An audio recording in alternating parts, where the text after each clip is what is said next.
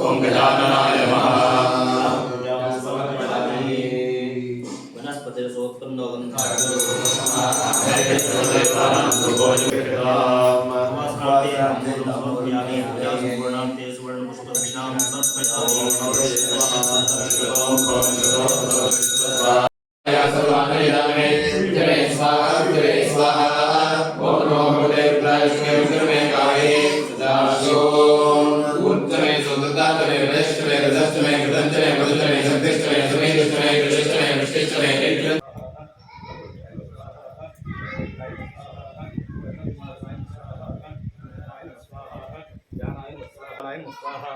प्रकृति मुद्रेभ्यो नमः स्वाहा षोडशीमात्रे नमः स्वाहा संतत्वाय नमः स्वाहा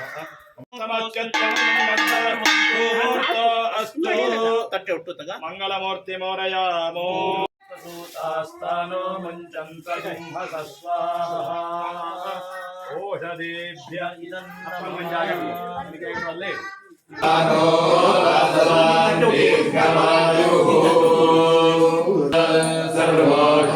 नमः apa tanggi kasti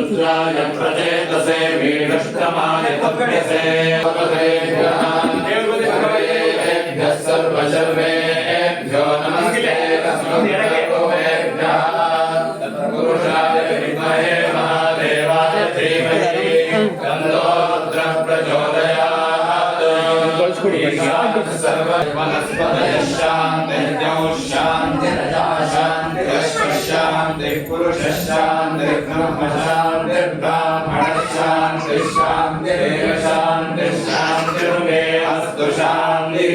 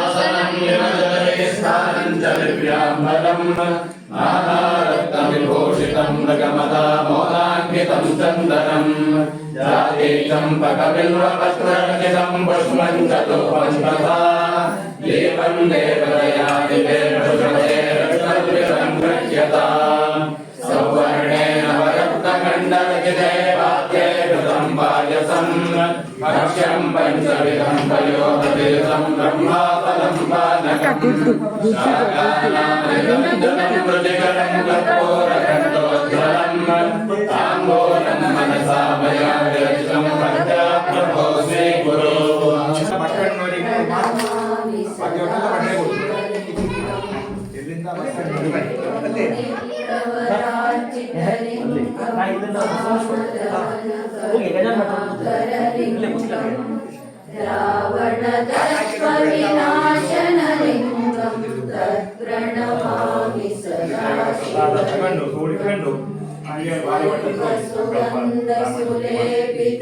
ಸಂಕಲ್ಪ ಮಾರ್ಷಂಡೆ ಹೊರ ಕರ್ಕೊಂಬಂದೆ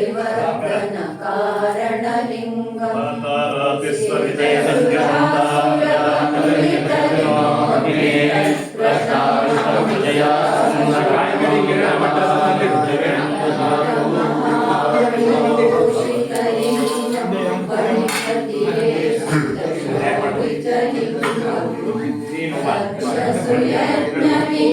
ವಿನಾಶನಲಿಂಗಂ ಪ್ರಣಮಾಮಿ ಸದಾ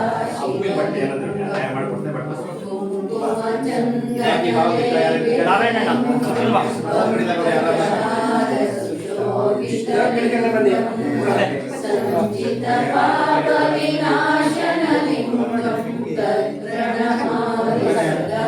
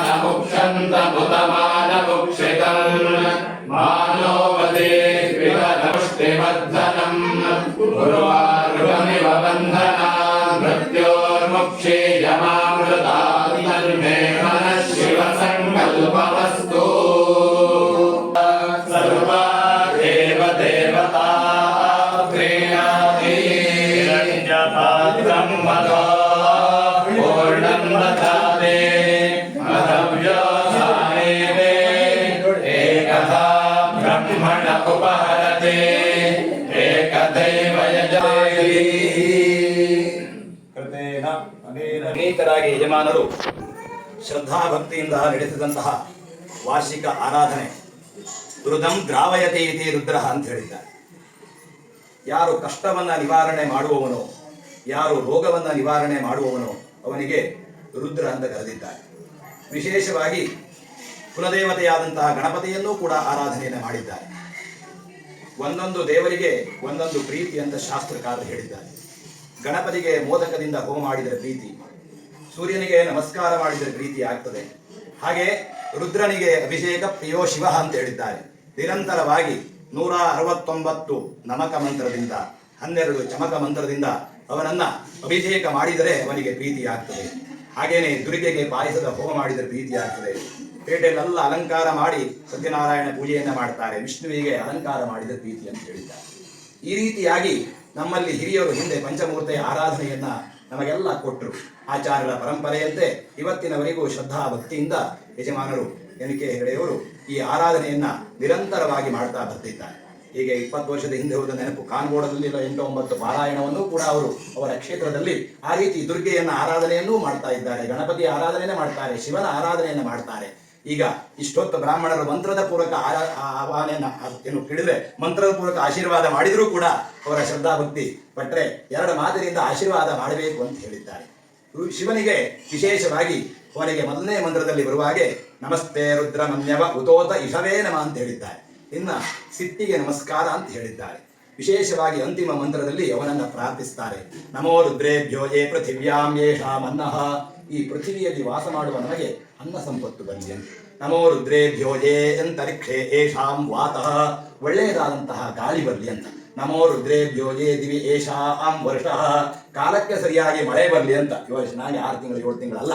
ಹಾಗಾಗಿ ಆ ಭಗವಂತನಲ್ಲಿ ವಿಶೇಷವಾಗಿ ಒಳ್ಳೆಯದಾದಂತಹ ಅನ್ನ ಸಂಪತ್ತು, ಒಳ್ಳೆಯದಾದಂತಹ ಗಾಳಿ, ಒಳ್ಳೆಯದಾದಂತಹ ಮಳೆ ಬಂದಾಗ ಲೋಕ ಸುಭೀಕ್ಷವಾಗ್ತದೆ ಅಂತ ಹೇಳಿದ್ದಾರೆ.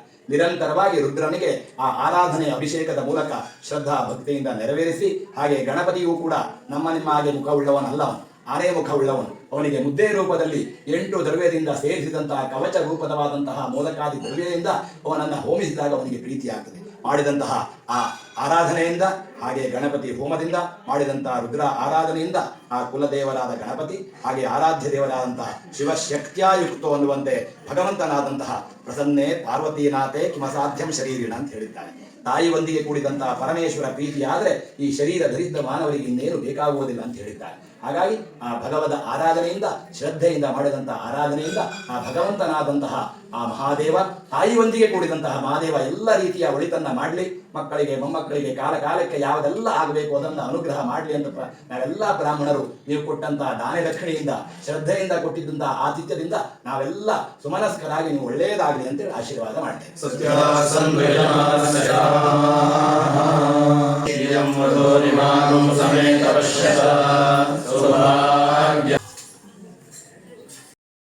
ಸಂಸಾರೇ ವಿಷಮ ವಿಷಜಾರಣ್ಯ ಶರಣವು ಮಮ ಭ್ರಾಮಂ ಭ್ರಾಮಂ ವಿಗದಿತ ವಿರಾಮಂ ಜಡಮತೆ ಪರಿಶ್ರಾಂತ